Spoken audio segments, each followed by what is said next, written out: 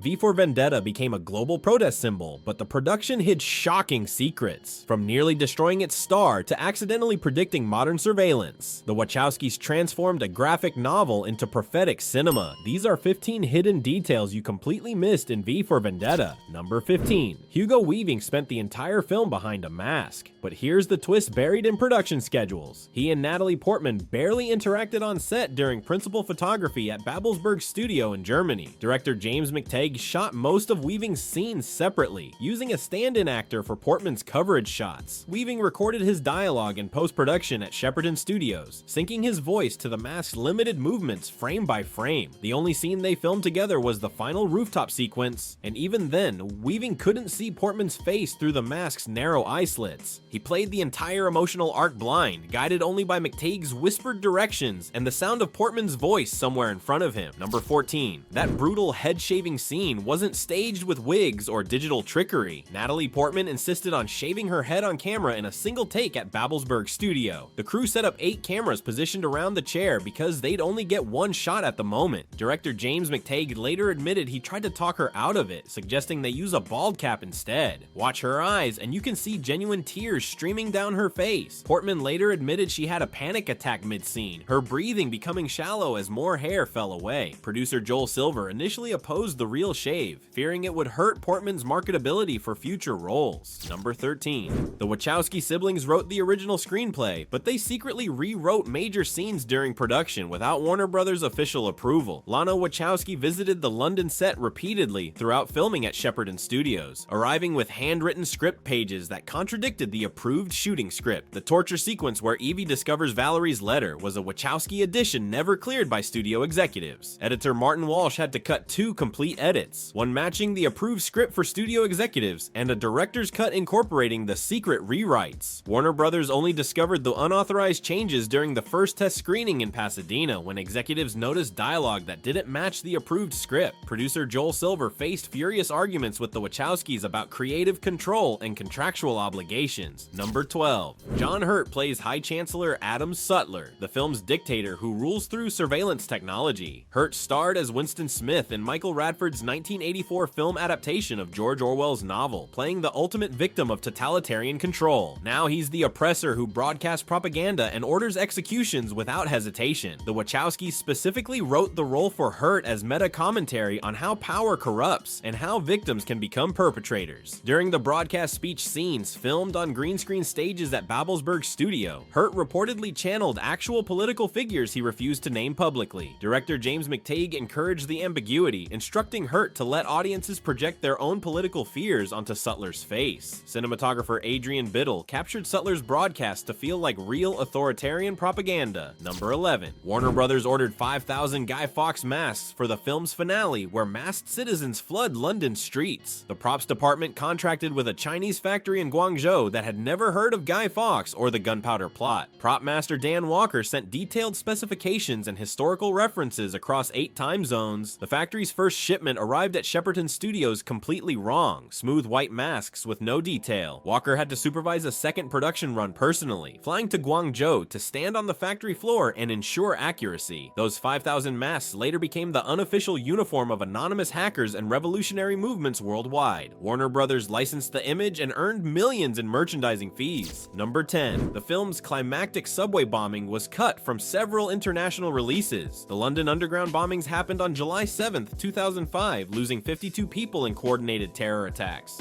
Warner Brothers faced immediate pressure from British authorities and theater chains who didn't want to screen a film depicting subway explosions while London processed collective trauma. The studio delayed the entire release to March 2006 and removed the most graphic explosion footage for UK theatrical prints. Director James McTeigue fought the cuts, arguing the political commentary was essential. Producer Joel Silver overruled him, prioritizing international distribution deals. The missing 47 seconds have never been restored to international editions, even on anniversary Blu-rays released a decade later. Editor Martin Walsh supervised the censored cuts, but the original footage remains locked in Warner Brothers' vault in Burbank. Number 9. Portman's British accent sounds flawless in the finished film, a convincing work production after a screaming match at Babelsberg Studio. Berkery insisted Portman use received pronunciation throughout, the standardized upper-class British accent associated with BBC broadcasts. Portman wanted a grittier working-class London accent for authenticity, arguing Evie wouldn't speak like aristocracy given her background as a factory worker. Portman finished the film coaching herself using BBC radio recordings borrowed from the production's research library. Listen carefully to scenes before and after the head-shaving sequence and you can hear subtle accent shifts. Editor Martin Walsh used ADR sessions at Shepperton Studios to smooth the inconsistencies, but some lines remain noticeably different in pitch if you're listening for discontinuity. Number 8. Stephen Rea plays Inspector Finch, the police detective who gradually awakens to the government's lies. Rea is a known Irish Republican with political views directly opposing the film's Guy Fawkes iconography. Guy Fawkes was Catholic, and his gunpowder plot targeted Protestant rule in 17th century England, a sensitive topic in Irish politics. Rea accepted the role specifically to subvert the symbolism, playing Finch as morally conflicted rather than heroically awakened. The Wachowskis supported Rea's interpretation completely. Director James McTeigue worked closely with Rea at Babelsberg Studio, never clearly stating whether Finch supports V's revolution or mourns the collapse of order. Cinematographer Adrian Biddle framed Finch in shadows throughout, visually reinforcing his moral uncertainty and internal conflict about the regime he served. Number 7. That spectacular domino sequence where thousands of black and red dominoes fall, forming a massive V symbol. It took a professional domino artist 6 weeks to design. The production hired Wires Domino Productions from the Netherlands, world record holders in complex domino toppling. The team attempted the shot 7 times over 3 grueling days at Babelsberg Studio, with only one successful take captured from start to finish. Watch closely and you can see a crew member's hand dart into frame, quickly correcting a domino that started falling early. Cinematographer Adrian Biddle positioned multiple cameras to capture different angles simultaneously, ensuring they wouldn't lose the shot to a technical malfunction after days of preparation. Number 6. Hugo Weaving is severely claustrophobic, a condition which made wearing the Guy Fawkes mask an ongoing nightmare throughout production. The mask's interior padding pressed directly against his face, restricting airflow and triggering intense anxiety between takes at Babelsberg Studio. Weaving required a personal assistant standing by with a paper bag for hyperventilation episodes. The Wachowskis offered to use CGI for wider shots, digitally placing Weaving's masked performance onto a stunt performer's body. Weaving refused every offer, insisting the performance required physical presence. According to producer Joel Silver's production notes, Weaving lost 12 pounds during filming due to stress-induced appetite loss. Director James McTeigue scheduled shorter shooting days when possible, and editor Martin Walsh strategically cut around Weaving's most difficult scenes to minimize his time in costume. Number 5. Ivy discovers a banned Quran in her detention cell, a brief visual detail that caused massive problems. Saudi Arabia, the United Arab Emirates, and Malaysia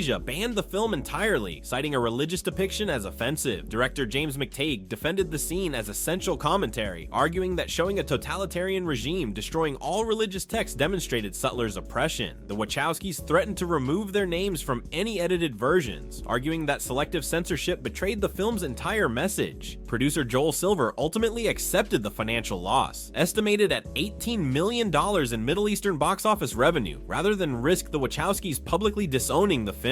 Production designer Owen Patterson had included multiple religious texts in the cell design, but the depiction triggered international controversy. Number 4. Stephen Fry's banned broadcast scene was almost entirely improvised during filming. The Wachowskis wrote a 3-page script outlining the sketch's basic structure, but Fry rewrote it the night before shooting at Shepperton Studios, expanding it to 8 pages of political satire. Director James McTeigue read the new version the morning of the shoot and approved the changes without consulting Warner Brothers. Executives, editor Martin Walsh cut it down to 4 minutes for pacing, removing tangential jokes and tightening the sketch's focus. Warner Brothers only discovered the unauthorized rewrite during post-production when executives reviewed the rough cut. The deleted footage reportedly contained direct references to George W. Bush and Tony Blair, satirical impressions that would have killed international distribution. Number 3.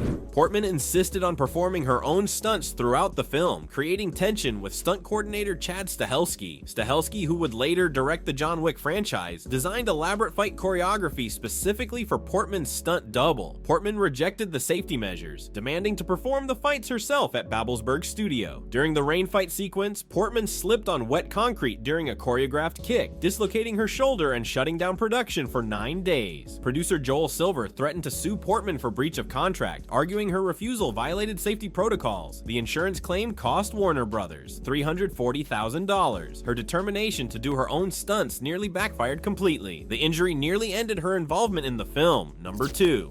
The climactic Parliament explosion used a real controlled demolition captured on film. The production couldn't destroy the actual Palace of Westminster, so they built a 30-foot miniature at Shepperton Studios with painstaking architectural accuracy. But they used real explosives, not digital effects, creating a genuine fireball visible from miles away. Local residents who didn't receive advance notification called emergency services reporting a terrorist attack. The explosion was so powerful it damaged studio equipment worth $67,000 and cracked windows in the adjacent soundstage. Director James McTeigue later called it the most expensive 5 seconds of film he'd ever shot. Special effects supervisor Dan Glass supervised the detonation, coordinating with local authorities. Cinematographer Adrian Biddle positioned cameras at multiple distances to capture the explosion's full scale. Number 1. The filmmakers never agreed on V's true identity behind the mask. The Wachowskis intended V to be Evie's father, revealed in a deleted scene where Inspector Finch discovers matching dental records from Larkhill Detention Center. Director James McTeigue disagreed fundamentally, believing V should remain anonymous to serve as a universal symbol. Hugo Weaving filmed both versions during production at Babelsberg Studio, playing scenes knowing he was Evie's father, and then replaying them as a stranger. Editor Martin Walsh cut the identity reveal entirely during post-production, leaving the question deliberately unanswered. The deleted scene exists in Warner Brothers' vault, but has never been released, not on extended editions or anniversary Blu-rays. According to the Wachowskis' shooting script, V's real name was William Rookwood. V for Vendetta remains hauntingly relevant. The mask appears wherever power is challenged, from Hong Kong protests to Western hacker collectives. What began as a Warner Brothers action thriller became a global symbol the studio couldn't control. Which hidden detail surprised you most, and what film should we open next?